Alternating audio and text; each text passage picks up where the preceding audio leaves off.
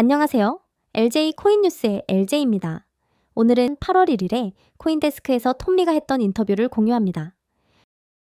왜 관세 여파에도 주가와 코인 가격이 아랑곳하지 않고 오르는지 궁금하셨죠?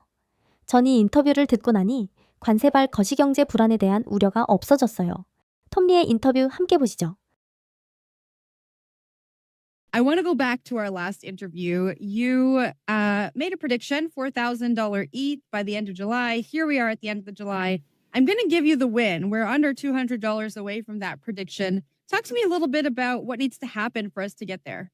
Yeah, and we got to 3,900, so we're within 100. I think that's within the standard error of a prediction. To me, Ethereum is being rejuvenated, right? Because we know the community has been galvanized, and we know that there's just an army of interest coming because of the tokenization Wall Street wants to do, and they are choosing to do it on Ethereum. So I think when you think about the future value of activity, it needs to start getting discounted on Ethereum. And I think that's why the price still needs to adjust higher. And I think I mentioned that if we use multiples similar to Circle, you get to 15,000-ish for ETH. And that would just be a today value. So I think ETH is still undervalued. But we also know, I mean, just from a trading perspective, look, there's a lot of people who think ETH has become sclerotic, like it's a stale layer one. There's more things happening on Solana or Sui. But the reality is that ETH is a legally recognized blockchain operating within the US, and it's never had any downtime. I thought it was so interesting that Vitalik on the 10th birthday of Ethereum notes zero downtime. That matters to Wall Street. I actually think that's almost a little bit of a hat tip to Wall Street because banks care about zero downtime. But again, as you know, there's people who have a pair. They like something else and they're short ETH. So I think 4,000 is a line in the sand. But to me, it's just a matter of time. I mean, how many people said that Bitcoin wasn't going to hold 100,000 because one, there's nothing supporting it, or there's no new buyers behind 100,000. But guess what? Bitcoin's 120,000 now. In fact, I think that there's plenty of new buyers for ETH above 4,000.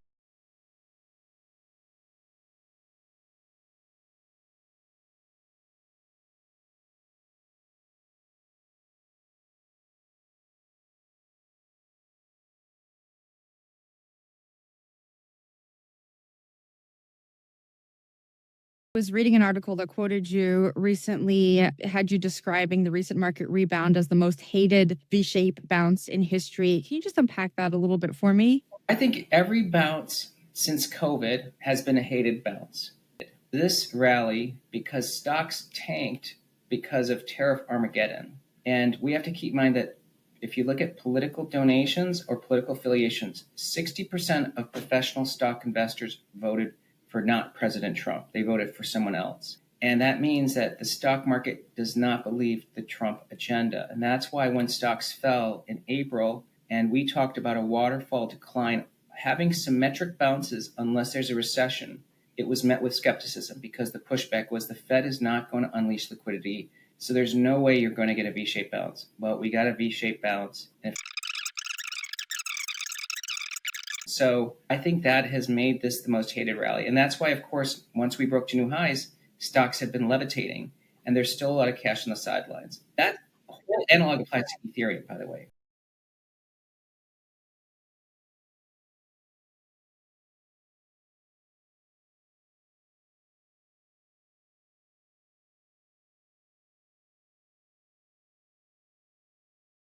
You just said we're going to see a lot of new buyers above the $4,000 level when it comes to ETH. What do you think when it comes to Bitcoin?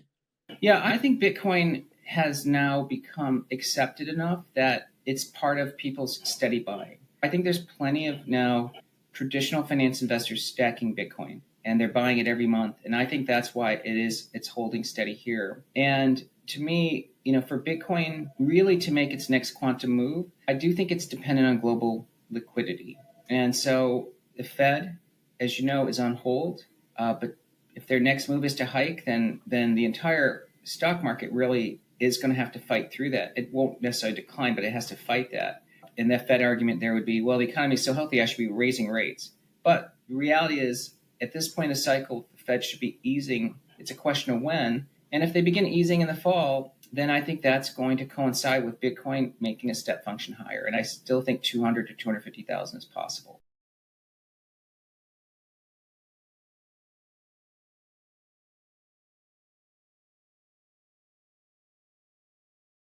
After I spoke to you, Rick Edelman joined me on the show. His prediction was 500,000 by 2030. It feels like yours might be a little bit more bullish than that if we look at the next 5 years. Yeah. I mean, in some ways, I think Rick's probably has a range of numbers. I'm sure 500,000 is just one of the realm of possibilities, because if Bitcoin gets to 500,000 and we're talking 5 years from now, gold's network value probably is close to 27, 28 trillion. So he's just saying Bitcoin will be valued at 1/3 as digital gold, merely as digital gold. And so I think that's conservative. I mean, I think it won't take 5 years for Bitcoin to supplant the network value of gold. So that's why I think when you see somebody like Cathie Wood at ARK predict over $1 million for Bitcoin, that to me 5 years from now makes more sense.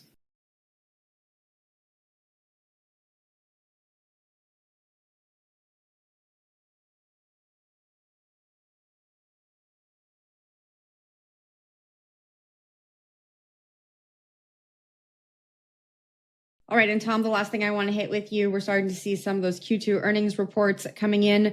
What are you watching when it comes to crypto equities when we look at the Robinhoods, the Circles, the Coinbase? What's standing out to you? First of all, I would say that if I was just to overlay what I see as activity, and that's what's being reported by exchanges, and Robinhood, as you said correctly, is essentially really geared as a crypto play. To me, it doesn't seem late cycle. I think it's actually possibly mid-cycle for crypto. But then I've heard some people say that this crypto cycle could be changing because there's now institutional involvement. And as you know, when you look at a traditional cycle for a risk asset in public markets, not in crypto, there's four cohorts that ultimately drive the top in a price cycle.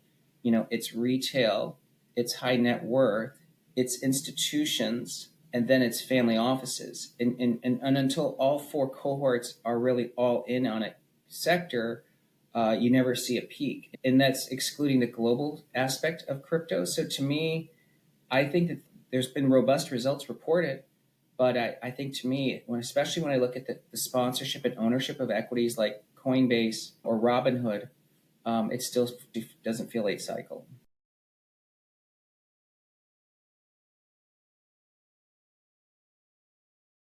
톰리가 비트마인의 CIO이고 비트코인과 이더리움을 모으는 기업이기에 어느 정도 감안하고 들어야 하는 내용들이지만 아직은 이번 사이클의 중간 지점이라는 점, 금리 인상보다는 인하의 확률이 높다는 점은 아직 들고 있는 코인을 가격이 조금 조정받는다고 해서 겁먹고 팔아야 할 때는 아니라는 것을 확신시켜준 영상이었습니다.